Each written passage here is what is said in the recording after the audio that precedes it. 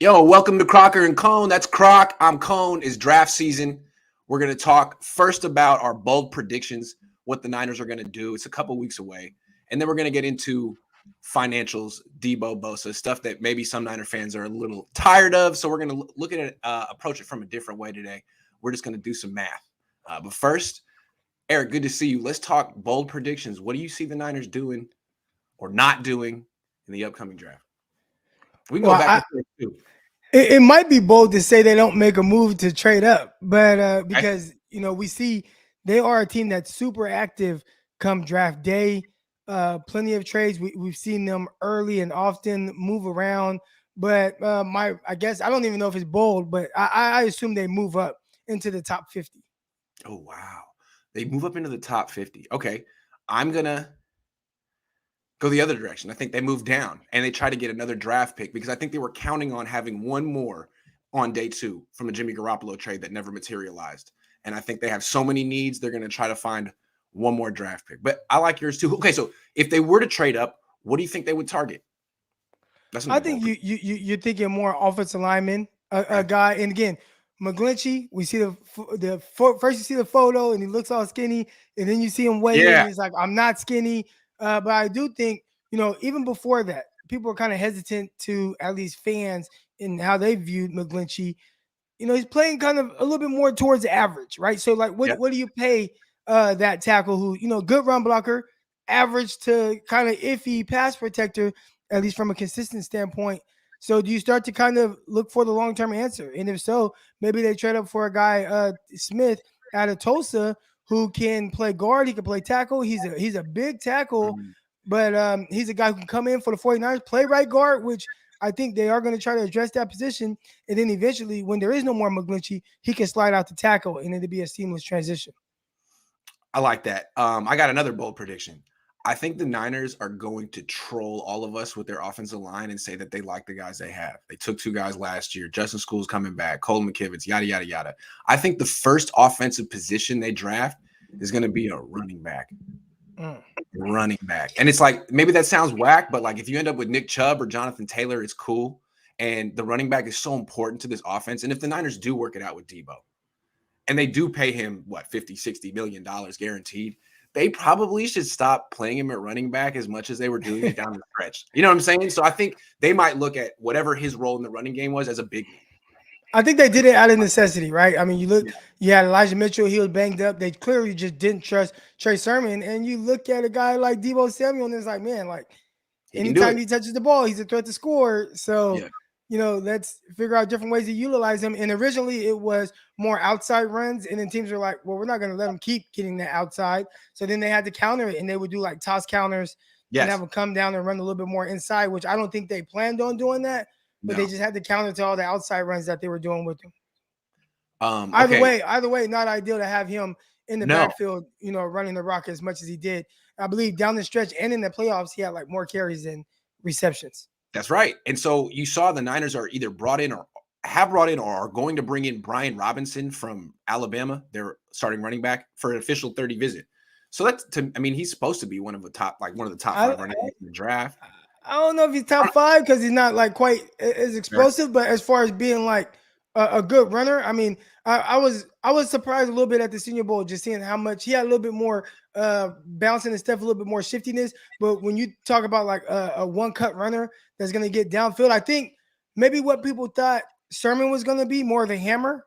Okay. Robinson is that. Like, he is a hammer. That's for sure. It seems to me that you got Elijah Mitchell and Jeff Wilson Jr., who are both they're pretty good between the tackles. What you need is someone who can get outside like Debo and Mostert. That's the way I look at it. Maybe the Niners look at it differently. Right. Well, I mean, maybe they view, Elijah Mitchell as that guy. And I mean, he's not the super explosive. Like, I think when you watch a guy like Raheem Mostert, you get a little, what's the word I'm looking for? Spoiled. Yes. You get a little spoiled. You've seen a guy that and you assume, and Debo, that guys that have that much acceleration and that much speed to pull away from guys, when realistically more guys with just good speed run more like Elijah Mitchell. Yes. As opposed to Mostert. So I mean, Mostert's definitely more than good enough. I think he carries the rock well. I think he does a lot of things very well. But yeah, I think adding a little bit more speed element, maybe the kid Pierre Strong out of North Dakota or South Dakota, excuse me. Yeah. That's a guy that, more of a burner. Now Robinson does have that one. It seems like Kyle Shanahan in particular has like what he learned from missing on Joe Williams, for example, is the Niners have become a much more physical team. Like when he first got here, he was all about speed. Now it's like high speed collisions. You have to really pack a punch, and Brian Robinson does that. I don't know if he can get to the edge. You're in a 4.53. That's not bad for his size. Not bad. It's not bad for a guy that's like 225 or something like that. And then he's rocked up. And I saw him. I was kind of standing next to him at the Senior Bowl. Like he's rocked up. He's put together well. Okay. So for him to be as big as he is, I mean, he ran fast. I mean, look at a guy like Jermichael Hasty. Yeah, he's much smaller than Robinson, but I believe Robinson had the faster 40 time at the combine. Yeah. All right. Well, look, we've just made it through 6 minutes of bold draft predictions and trade suggestions, and you haven't said anything about trading Debo. That's a good sign. I mean, I feel like that's the deadline, right? Like if it doesn't happen by the draft, he's going to probably be on this team next year. So yeah, I'm not moving him without an opportunity to feel like I am not upgrade from him, but addressing the position the way I want to. So yeah, if he ain't traded by draft day or on draft day or whatever, I don't see it even being a possibility. It seems like if you could trade Debo and replace him with someone in this draft, then the Jets wouldn't be interested in Debo and they would just draft that player with the 4th pick, right? The whole reason the Jets are so desperate is because that player isn't in this draft. Well, I don't know if that's necessarily the thing, but really with draft picks in general, there's just so much unknown. But with Debo, there is a known. I mean, there are guys that play, or I don't want to say play like Debo because he's pretty unique, but guys that have similar usage, I'd say.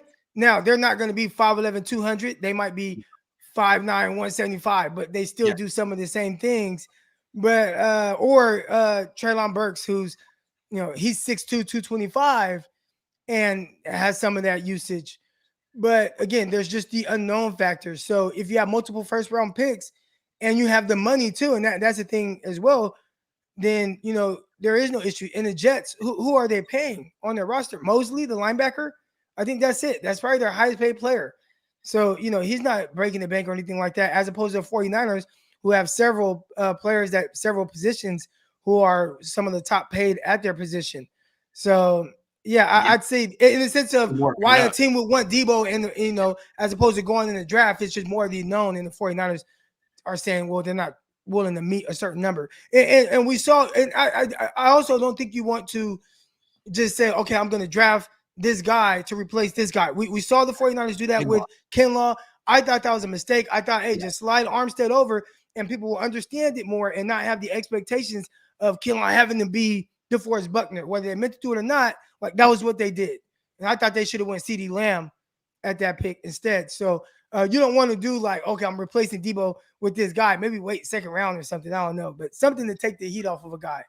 Yeah, the way I look at replacing Debo, if you went that route, is that's 2 players. You have to get a wide receiver who can get you 1,400 yards and a running back who can average 6 yards a carry. Go get that guy. No.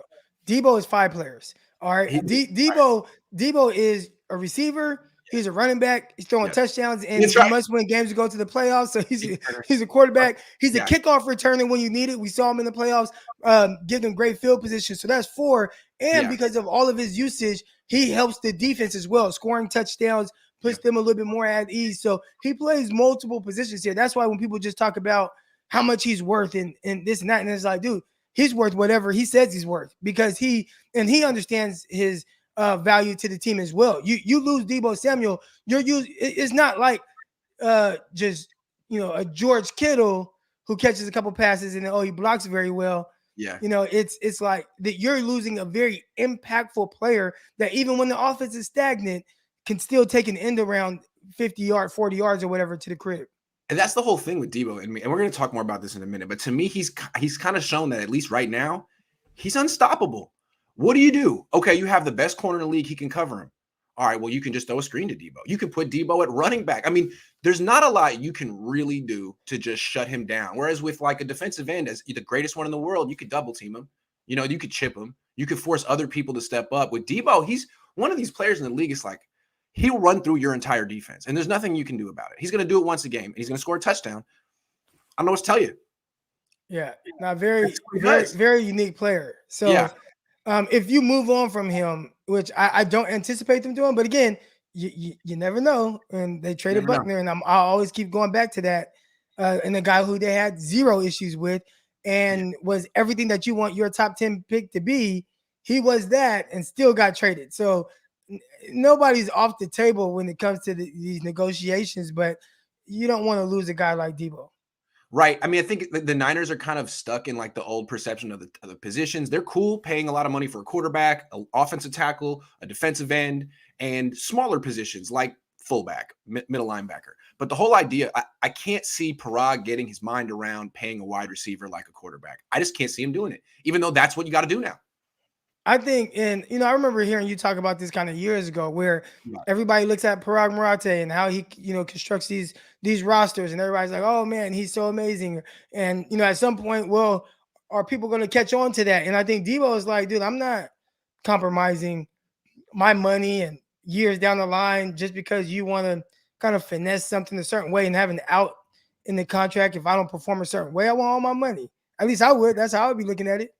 Agree. Debo has the leverage here. He has the leverage here. Yes, he does. Murphy says, "Who is our quarterback?" Maybe that's a good question for John Lynch in a week when he talks to the. Can you name a quarterback, please? I'm just saying it might. All right. It might help the locker room. Nick says, "Croc, can we get a drip review of Grant?" Nah, I like. Well, I just want to say, Croc has actual gold on. It's putting me to shame right now. I gotta level up. That looks good. Nah, this is not expensive though. You see, it's thin. It's not. I mean, it's solid, but it ain't. It ain't like no. $5,000 chain or nothing like that. Was 2 your number? That was your favorite number? Yeah. Okay. Yeah. All right. For Derek Jeter or for anyone in particular? Nah, probably Dion in college. So yeah, once I got the opportunity to wear number 2, I jumped on it. I wore it for a few years. It's a good look for a corner. It's a good look for a corner. If Ken Walker falls to 61, I'm sprinting to the podium. Running back. Who's your favorite running back in the class? Breece Hall. Me too. What do you like about Breece Hall? Oh man, I mean, I think he's just the most complete back. I think he plays as fast as his 40. Right? You see Walker, and he ran fast, but I'm like, I don't quite see that on film. Now, other people have told me I'm wrong, but I just think, and I like Walker. I think he runs well, but just his vision, sometimes I see him just run kind of in the back of blockers. Maybe he's just trying to do what they tell him to do. But when you watch Breece Hall, man, and how well he catches the ball out the backfield, the breakaway speed that he has once he gets to driving those knees, he has a shiftiness like a Sermon, but he can bring the thump as well. He's my favorite back. Well, do you think he'll be there at 61? Pass protector, he can pass protect as well. No, I don't anticipate him being there at 61. But with running backs, you never know. But I don't anticipate that. Official BNA Music 88 says we could trade Debo but end up with JJ Stokes. I remember the day they traded up for JJ Stokes. We were 7. I remember that day. I was like, wow! They just won the Super Bowl. UCLA. I told my dad, he's like, wow, he's good. Man, that guy, he was kind of slow, I guess, a little bit. JJ. Sorry, JJ. Yeah. Kevin, it was a solid core, but also, they drafted Terrell Owens and the next year, that was and that kind of shut everything down for JJ Stokes. Yeah, he was a decent number 3 receiver for a minute after. And I think he went to the Jaguars after the Niners, but it was, it wasn't the same. Was T.O. the greatest number 2 wide receiver of all time when he was number 2 to Jerry Rice? Randy Moss number 2 to Chris Carter. I don't know. That's the conversation right there. Yeah. Yep, that's right. Kevin says my asking price is 2 firsts and Elijah Moore. All right. Well, we're going to talk about asking. We're going to get through all that, Kevin. Appreciate you beating us to the punch on that. Murphy says if Trey is the guy, get rid of Jimmy and go all in around Trey. If he's not, trade Debo, Bosa, and start a mini rebuild or trade Trey. This strategy of half in will keep us in mediocrity forever. Yeah, I don't like the half in, half trade plan for now, plan for the future as well. I mean, the fact that they haven't really built aggressively around Trey Lance it's not a good sign. It's not a great sign. Yeah. And I mean, I think it's just that shadow of Jimmy Garoppolo over the team right now. I think they are all in on Lance, but yeah, I mean, them not being as aggressive. They talked about even with Ward, like, oh, Ward was our one. That was our big fish we were trying to get. We got him, and then we're just not going to use the rest of the money. Like, I don't know, man. Like, you see these other teams and what they're doing around some of their younger players, and you have an opportunity to pay guys whatever. Even, and I think that's the interesting thing with Debo Samuel. Like, all right, maybe you don't want to pay him $25 million a year, but you're supposed to be able to when you have a quarterback on a rookie contract that's only making $9 million. That's the whole point. You can kind of overpay on a certain for a couple of years. Because if you overpay for him, okay, you get that usage out of him, whatever, and you have that extra money. And then by the time it's time to pay your young quarterback, well, Debo will either be at the tail end of his contract or he'll be moving on somewhere else. And Ayuk can still be there. So I think from that standpoint, I'm a little confused with what they're doing. Me too. Murphy says maybe hold on real quick. Maybe this is not what they want to do. Maybe it's just like, damn, Jimmy's still on the roster. He has kind of slowed things down. So we'll paint a picture as if we weren't going to be more aggressive and we're okay with where we are. But maybe inside, in-house, they are a little frustrated with how the situation has gone. Well, I think part of the deal with the Niners is they've become like borderline addicted to comp picks. They freaking love comp picks. They're all about, we got 3 this year, we got 5 this year, or whatever. And like, to get comp picks, you have to lose more players than you sign that year, right? I think that's part of it, to even qualify. So, I mean, I think the last couple of years we've seen that they're not going to sign a ton of players before whatever the cutoff date is, June 1. Because they want that comp, like they're dying to have the 105th pick in the draft. They can't. That's what they want, and that's why to me, that's why I bet my dad a bottle of wine that Jimmy's going to be on the team all year. They want that comp pick. They're not going to cut him. That's the way. I mean, I could be wrong. I usually lose, and that would be a high comp pick for Jimmy. $27 million. It's possible if he's a backup all year. Will the comp pick be lower? That's a great question. I don't know. I don't know. I guess people don't even know the formula. Anyway, Murphy says, and then we're going to get back to our show. Remember, we were just 1 quarterback away from a Super Bowl. Now we have 10 holes to fill and still don't know if we need a quarterback. I don't think 49ers have 10 holes, man. Like, obviously, I think there are areas like any team where you can improve, but like realistically, if you look at the roster right now, like what, like if you look at holes, like I think of holes as like, damn, if they can't do something here, they're going to be like in some deep trouble. I'd say maybe a safety position, but even then you can bring back Tart. He's still a free agent right now. True. Definitely Nickel. Like right guard, you want to improve, but Brunskill started all year. And again, it's not maybe, you like to do better, but it's not like the guy just can't play. Like Alex Mack, maybe you want to improve from him, but again, he can't play. Like left guard is a hole. So I'd say right now, like realistically, there are 3 holes I see. 3, not 10, like our guy said. Safety. Right tackle borderline, nickel, although Mike McGlinchey's looking great. Yeah, but safety, nickel, and left guard. Yep. Okay. Let's talk numbers once I get myself in focus. All right. Everyone's talking about Debo Samuel's money. Hold on. My face in focus. Boom. Here we go. Everyone's talking about Debo Samuel's money, why he's going to be so expensive. Can't pay. The Niners have never paid more than $48 million guaranteed for a player. You can't give Debo 60, 70 million guaranteed. Let's talk about Nick Bosa. And I'm not saying what they should do. Let's talk about what he realistically is going to cost the 49ers. Joey Bosa got 5 years, $27 million per year, 78 guaranteed. TJ Watt, 4 years, $28 million, 80 guaranteed. Where does that leave Bosa? I mean, when it's time for him to sign, which is, I mean, right now, right? Now, here's the thing. You do got that 5th-year option for him. I'm pretty sure they were trying to lock him up before then, though. And I do believe, like the Bosas, I feel like they're guys that will play hardball. But it's like, all right, I'll show up, I'll do what you need. But I need that money. He's going to be the highest paid defensive player in the league once he signs. So it is interesting, though, because knowing that he will be the highest paid defensive player in the league. Highest paid non-quarterback. 82 million guaranteed. Whoa. Highest paid non-quarterback in the league. But people talk about Debo's injuries. He's had far more serious injuries. When you talk about multiple ACL tears, the core muscle injury in his abdominal, wherever it was. I think those things, you look at that, that's a little tough, and that's going to be your long-term investment. He missed a full season. He's played 3 seasons, missed 1. Great player, but no one holds that against him. Like he has basically Debo and Bosa have the same things against him. But with Debo, all of his little things are magnified. With Bosa, they're just glossed over. Oh, he missed a season? That's cool. He bounced back. Okay. He's going to cost you $82 million guaranteed. That's fine. He's a defensive end. I don't know. I mean, did giving Joey Bosa all that money change anything for the Chargers? Like, it's great to have a great defensive end, but that's a lot of money. I mean, to me, anyway, I'm not making a value judgment here. I just want people to understand that Nick Bosa is going to get more money than you've ever freaking dreamed of. $82 million guaranteed. That's just a start. I don't see how the Niners can negotiate down unless they want to play hardball with him like they're apparently doing with Debo. Hey, man, you get hurt sometimes. I don't think they're going to do that with him, though. Do you think that the reason they're playing hardball with Debo is because they know they have to make Bosa the highest paid non-quarterback in the league? Possible. You can't make them both. I mean, they both so want it. You got to choose one.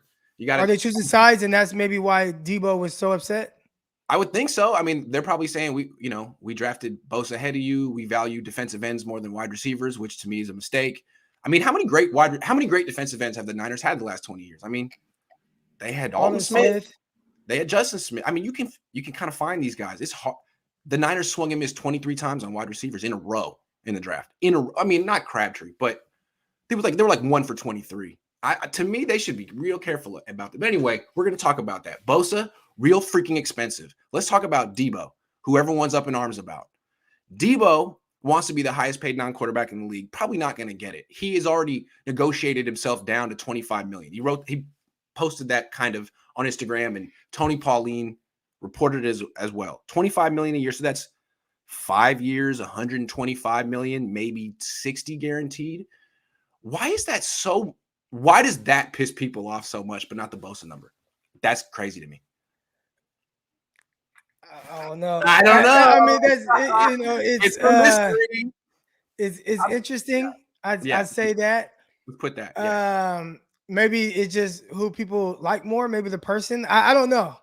I mean, maybe it's, you don't hear about Bosa because there hasn't even been a conversation on social media about it, and maybe it hasn't because he hasn't made a big deal out of it. But I think even then, even before Debo made a big deal out of everything going on, people were still saying, like, "Oh, like, you can't pay Debo this much," and you haven't heard that about Nick Bosa.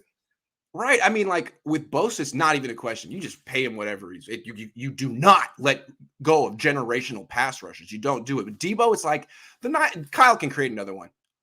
Oh, word.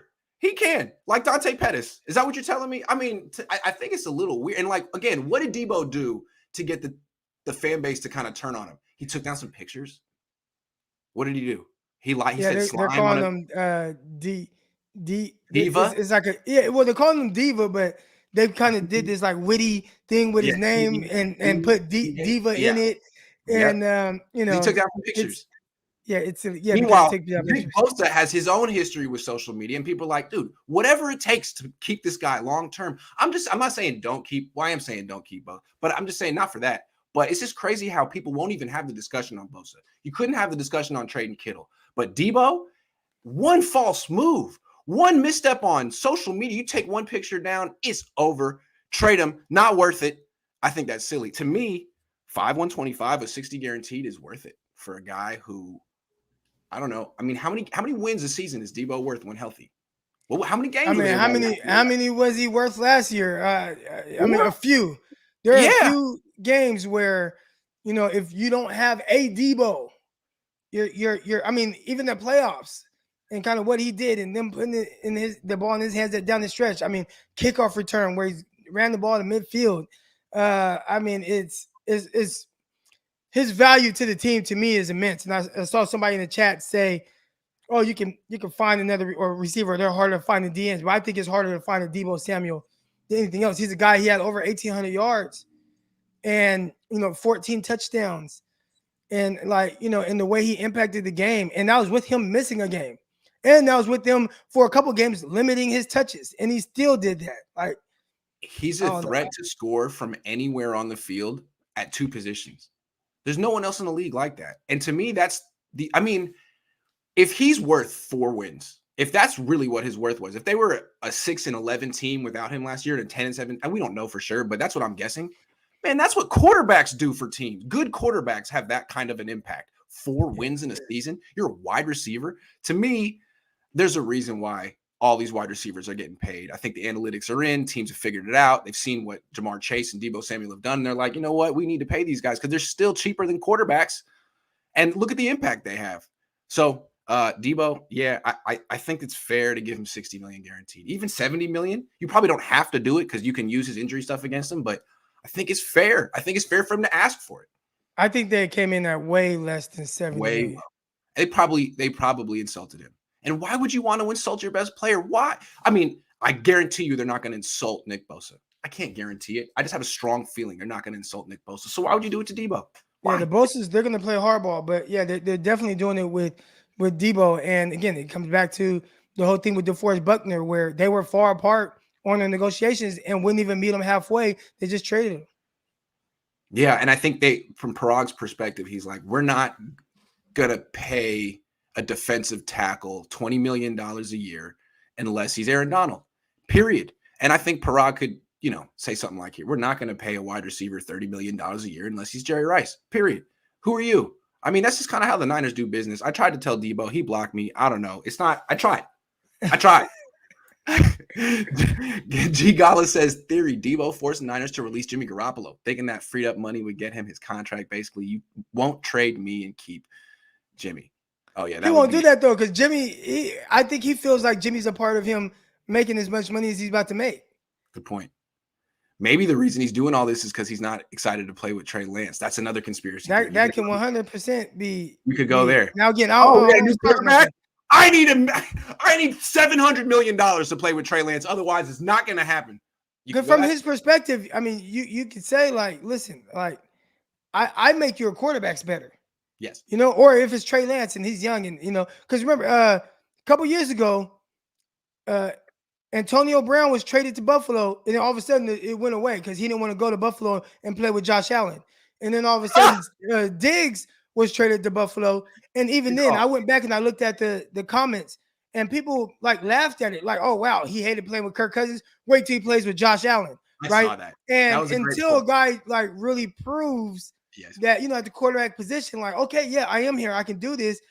It's probably hard to be able to count on that. So if I'm Debo and I've been watching Trey Lance, and I don't feel like he's necessarily ready to distribute the ball to me the way that Jimmy Garoppolo was, like, yeah, I mean, I could see me being a little, weary of the situation there, and will my numbers take a hit? Even though he had numbers, I mean, when playing with Trey Lance last year, he scored multiple touchdowns. He, whatever. But I mean, I don't know how Debo sees it.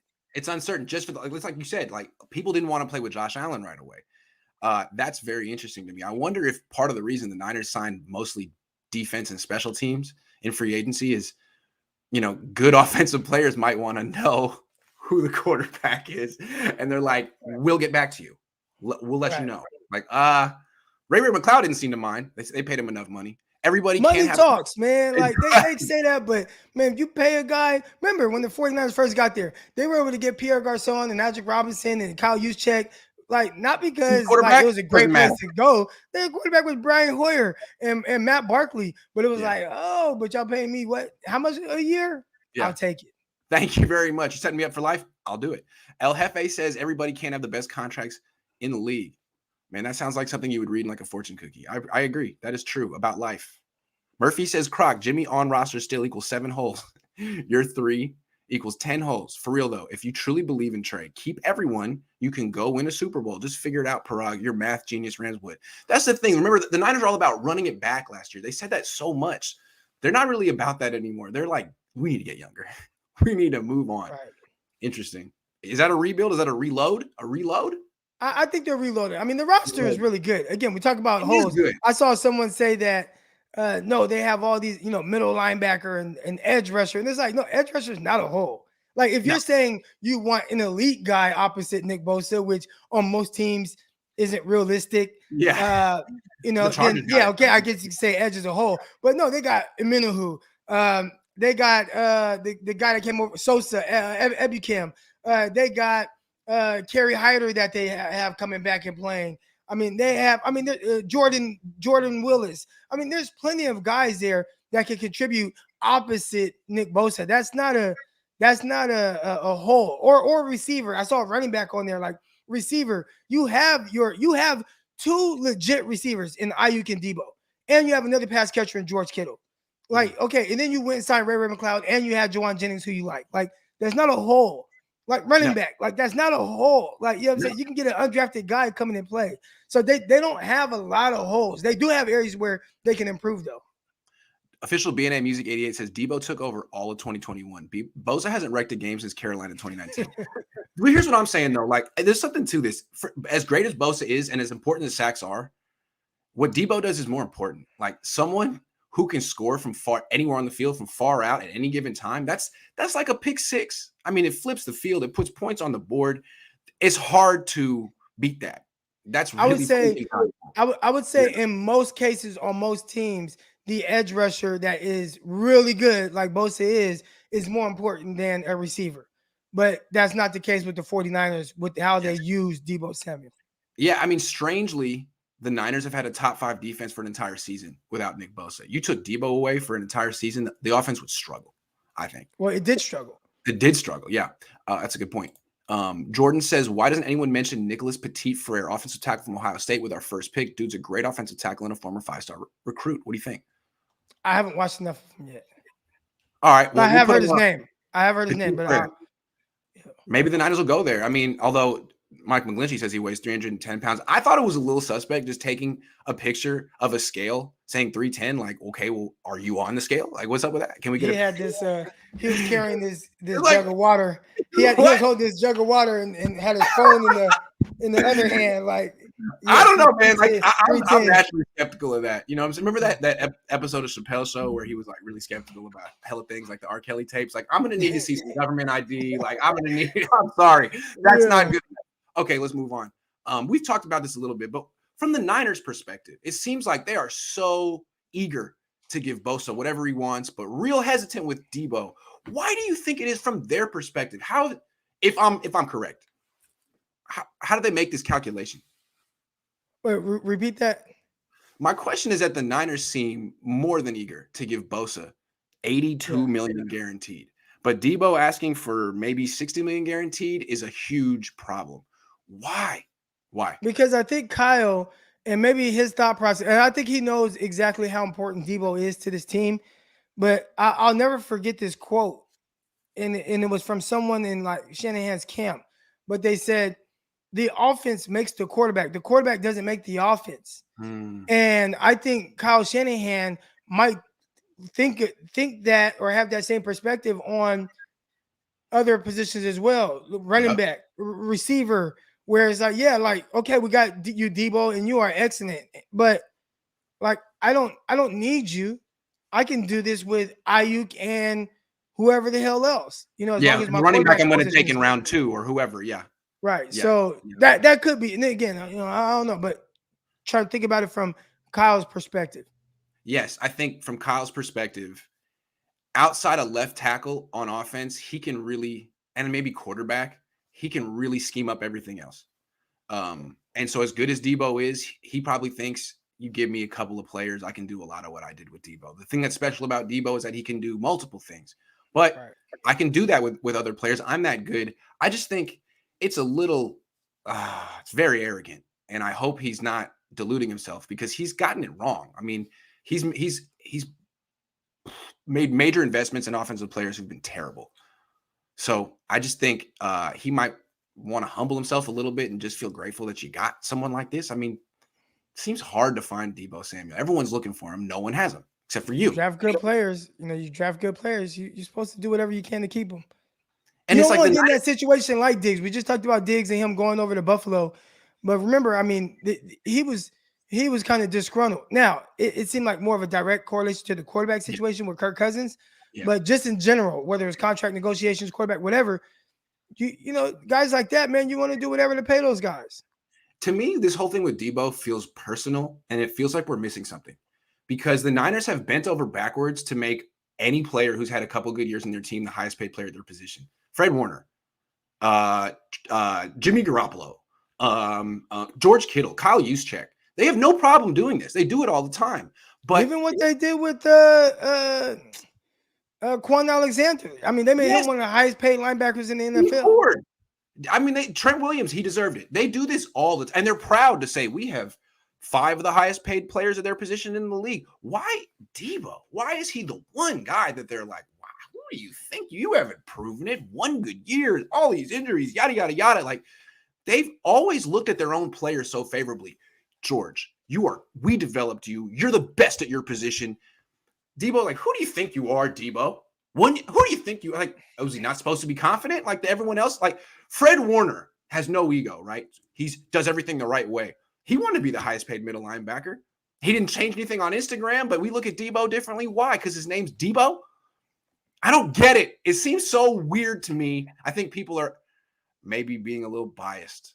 Yeah. Being a little biased. And I think it's unfair. I think the team's using it against him. I don't know.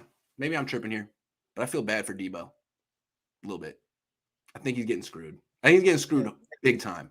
And he's your favorite player. Like, dude, he's my brother's favorite player. My brother's a diehard Cowboy fan. Like, Debo is one of his favorite players.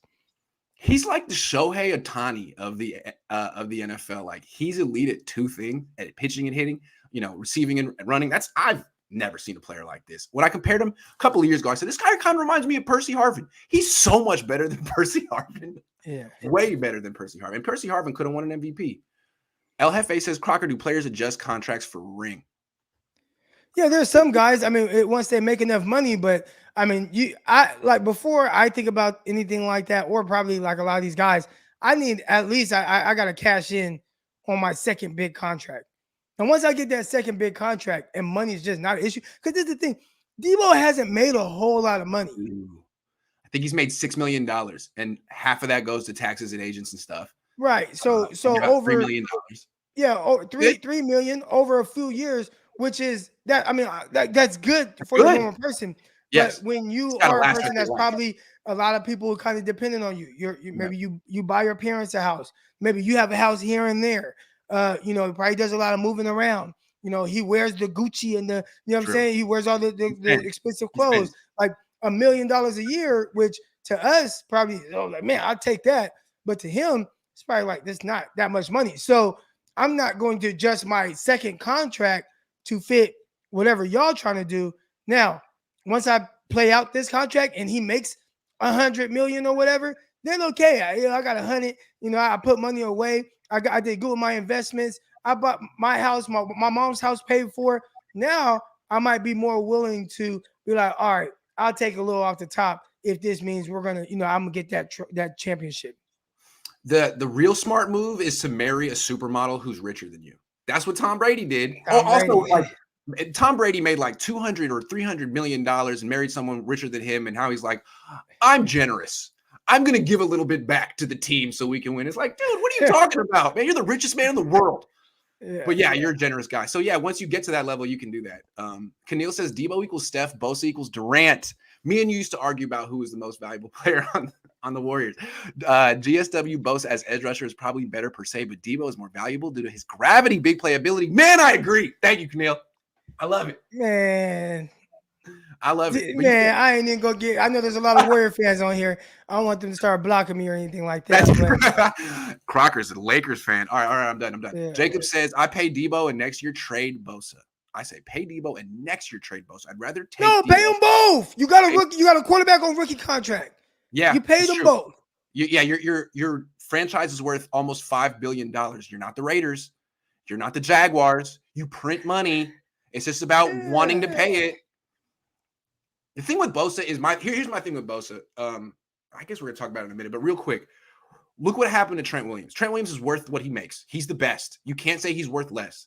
But in a salary cap league, if you spend money on the top left tackle in the league, are you going to end up with 4 question marks on the rest of your offensive line? And if so, is that what you want? That's my question. And with Bosa, if you're paying him $30 million a year, are you going to end up with him, Eric Armstead, and a couple of question marks on your defensive line? And is that what you want? Because what the Niners have going for them is an endless wave after wave of pass rush, 4 deep. I'm just saying. So something to think about. Well, one thing they can do is kind of take the approach of the LA Rams. And, they got some guys that they pay or whatever, but they've been doing a really good job of drafting and developing as well. So, if you are going to spend more money on Bosa and Debo and Williams and all these other guys, draft well. Do good with your drafting, which they've done well, getting production out of guys. They have. Isaac says you've been saying it. We'll take numerous players to replace Debo. If we can trade him for those 3 players, if one goes down, you still have 2 to produce. If Debo goes down, we have nothing to fall back on. That is true. If Debo is so important, I mean, I think he was like 30% of the offense in terms of like yards last year. And we saw in 2020 when he was healthy, Nick Mullins beat the Rams. When Debo was out, the Niners really, really struggled. Really struggled. I don't know. Does that mean you get rid of him because he's so important, or does that mean you just stop playing him at running back, or you get? I don't know. It's a tough one. Yeah. Nah, I mean, I would add a receiver that I want to be a guy, just to kind of alleviate some of the, I don't want to say pressure on Debo, but not have to utilize him. Like I was so high on drafting a receiver second round. People were like, oh, you don't need a receiver, and I look at it as like, man, like I want 3 guys, because and George Kittle, because if something happens to Debo, I need 2 receivers on the outside that I strongly believe are legit, like starting caliber receivers. And you're not going to be able to sign all these guys to $30 million a year contracts if they're all good. Eventually, you're going to probably have to trade one or pick one, and probably a good thing to just keep drafting and developing because they're worth so much. I mean, you could draft a wide receiver in round 3 every year. And if every 3 years, one of them's an all-pro, I mean, you could turn that guy into multiple first-round picks if you needed to, or you could just have an all-pro wide receiver, and that's good. One thing about what Isaac's saying here that's interesting to me is, again, the internal logic of his statement is Debo could get hurt again. Debo's going to get hurt again, which he may. What about Bosa? Yeah. No one says that with Bosa. You can't say that about Bosa. Oh, yes, you can. Oh, yes, you can. All right. Murphy says, and then we'll keep going. Would you trade one Super Bowl for 10 years or no playoffs? I think fans would. Nowhere ownership would. Not truly winning. About revenue, Rams would though. I would. 10 years. I've actually had this conversation. I would, if you told me ahead of time, like your team won't go to the playoffs for 10 years, but you will have one Super Bowl right before that, I'd take the playoffs because I enjoy watching a good product on the field. I enjoy feeling like my team, at the very least, has a chance to win. And I know you do it for Super Bowls, but to go through those years that 49ers fans went through in the past, like, man, that's trash. Or even like the Chip Kelly year or the Tom Sula year when you just have zero chance at all. Like, that's terrible. So give me the playoffs, because at least you get like high moments watching your team. You one Super Bowl. Listen, I bet you Philadelphia Eagles fans, they don't give a damn about that Super Bowl a few years ago. They probably forgot about it already. They would love to consistently be in the mix for a title every year. All right. Let's get back to our topics. All right. So even though they probably won't trade Debo, I'm just curious. A player as valuable as Debo Samuel, what do you think he would be worth in a trade? Like the Jets, for example, they're real desperate. They've been reported to be interested. They have the 4th pick in the draft. Would they trade the 4th pick in the draft for Debo? I mean, if you look at what they offered for Tyreek Hill, 2-2. Pick 35, pick 38, and pick 69. Okay. Which is roughly the same amount of points as pick 10 overall.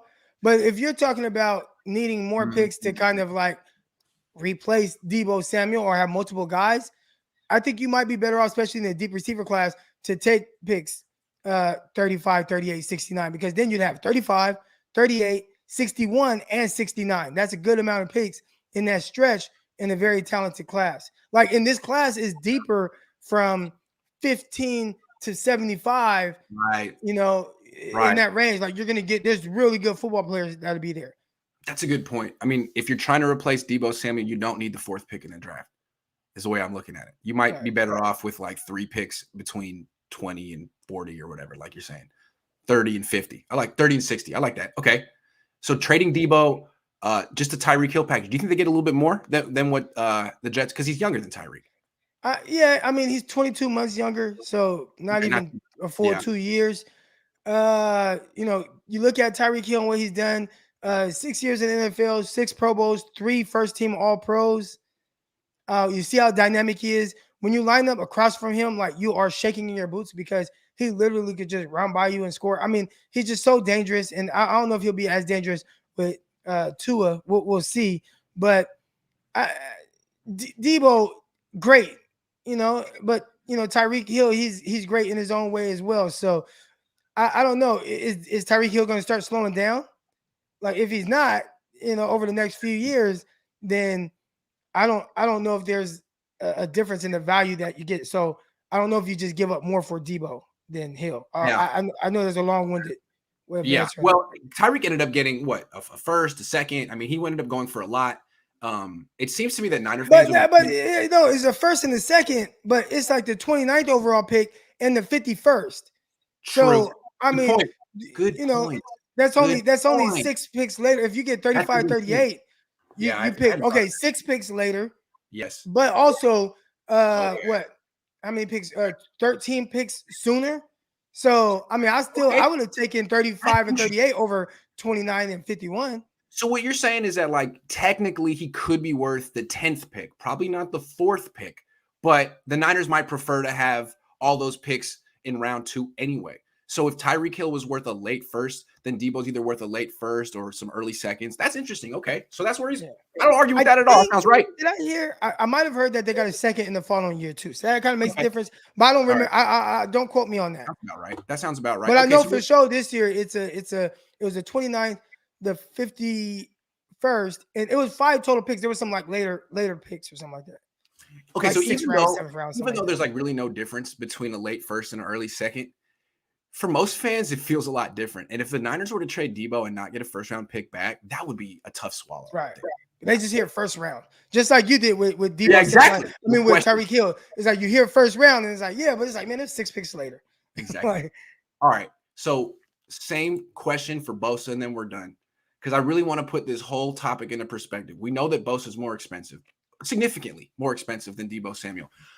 I think that logic should also apply to a trade. What could the 49ers get for Nick Bosa in draft capital? Like, for example, could Bosa get the 4th pick in the draft from the Jets? Yeah, I think teams will value the edge rusher more.